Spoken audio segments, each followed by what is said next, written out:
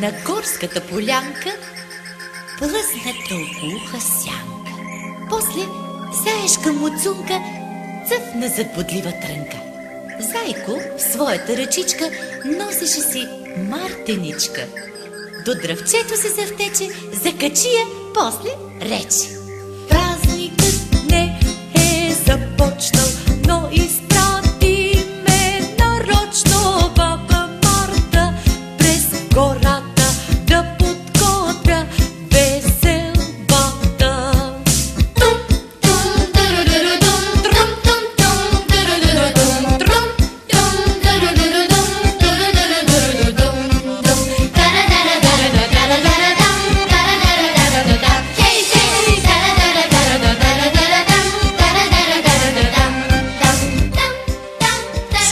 Чуйте, нещо става. Някой тихо приближава. Оле, стана, тя що стана? Майче, хумали сана. Заешко сърце трепери.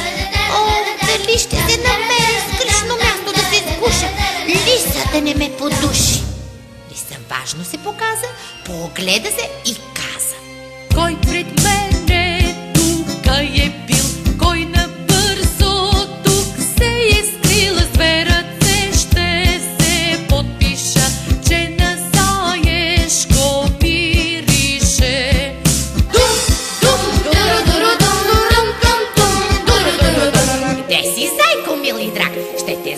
за спанак.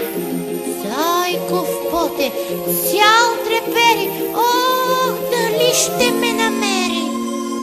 На зелената морава баба Марта се задава, а след нея в редици пеперуди, горски птици. Баба Марта гледа строго и присъди тя сурово: който